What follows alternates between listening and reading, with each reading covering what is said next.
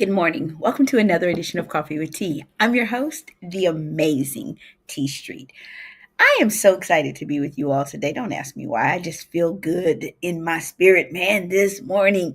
And so I'm going to jump in and pick up on part 5 of a series that I started last week called Don't Skip the Process of Becoming the Unicorn. This is part 5. If you have missed parts 1, 2, 3, or 4, by all means, go and check it out on my YouTube page, my YouTube channel. And by the way, while you're on my YouTube channel, subscribe. It costs nothing. Just subscribe, just so I know that you're watching. So I'm going to jump right in today. Yesterday, we talked about, you know what, I should probably just go through and give you all a synopsis of where we started. We started with part 1 was the fast, getting there. Part 2, the authentic. Part 3, the agile. Part 4, the problem solver. And today, part 5 is the anticipator. Now, some of you might be asking, the whole notion of anticipating or planning ahead and preventing fires before they start, is that counterintuitive to the part of the Bible that says, don't take any thought for tomorrow? It's not. God doesn't mean that we should never think about tomorrow. What he doesn't want us to do is when we think about it, he doesn't want us to get worried about tomorrow because he's already taken care of tomorrow. And one of the ways that we can actually fulfill that and not get caught up or get worried about tomorrow is by being an anticipator, because when you anticipate, you're less stressed and you're less worried. Planning ahead and preventing fires before they start. Old people used to say an ounce of prevention is worth a pound of cure. And so that's kind of what this means. So some of the action steps, because as you know, in this series, one of the things that we're trying to do is we're trying to give you some to-dos, not some to-thinks, but some to-dos. How do you manifest or put into action the things that we're talking about? How do you become an anticipator and become really good at becoming an anticipator? Well, the 4 action steps are: forecast weekly on Mondays. I'll give you an example. I looked at my week yesterday and I was like, whoo, what was I thinking when I agreed to do this? Because Monday, when I get off work, I immediately have to go over, because that's my day to go and be with my aunt and take care of her. And so that means I get home at like 10:30-ish, and I still have to get back up and go to work. And then I also agreed to go sit on Thursday so that my nephew could go out on a date. And so what it meant is I can't give away my Tuesday because my Wednesday is class night. And so in anticipating what this week looks like, I knew to hold Tuesday for me. That no matter what anybody asked me to do, I got to go walking today. I got to do the things that really enrich me. And so by looking and doing a Monday forecast, I was able to literally be less stressed for the rest of my week.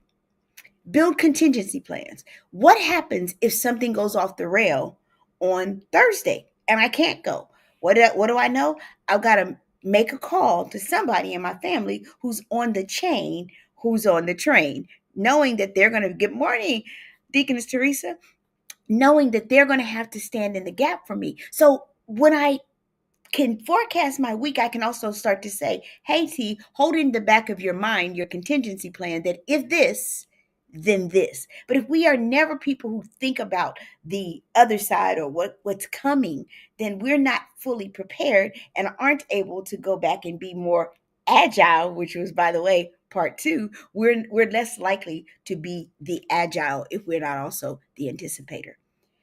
Me, I keep a record of the things that happened that were good and not so good. The things that were good, why do I keep a record of that? Because I want to repeat them. I want to practice. If it ain't broke, don't fix it. And the things that didn't work out so well, when I looked at my last week, I was like, girl, here's what you did not do. And if I don't log that, I'll be tempted to overschedule and overbook me again, which is what I've done to myself for 2 weeks. Not because I didn't anticipate, but because literally I didn't write out the lessons learned.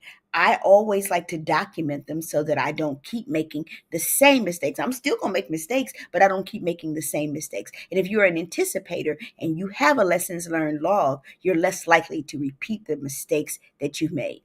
And finally, what does the industry say is happening around you. I'm reading the industry trends as I'm thinking about what stock I'm buying this week. I'm like, this is looking good. And I got a feeling, based on what I'm reading, that this is going to go up, that this stock is going to go up. I probably should get it before anybody else goes out there and tries to buy it based on what I'm reading. That's just what I do for stock. Imagine that the same kinds of industry trends are there. For example, you can probably read and know that the nonprofit sector is going to go through a period of mourning coming soon, simply because the funds that flow that normally feed that sector aren't flowing as readily based on the governmental trends that are happening. And so if we're anticipators, we can shift better. We become more agile when we are more anticipatory. And so today's topic is, don't skip the process of becoming the unicorn. And step 5, or trait 5, is the anticipator, the person who plans ahead and prevents fires before they start. Forecast weekly on Mondays, build contingency plans, keep a lessons learned log, and read industry trends, whatever that industry is. Can I tell you, the industry trend that I read most is the word of God, because it tells me that in the end, no matter how much I plan, we win. I'm the amazing T Street. There's absolutely positively nothing amazing in me that's not in each and every one of you. So go today and forecast your week. Have an amazing day.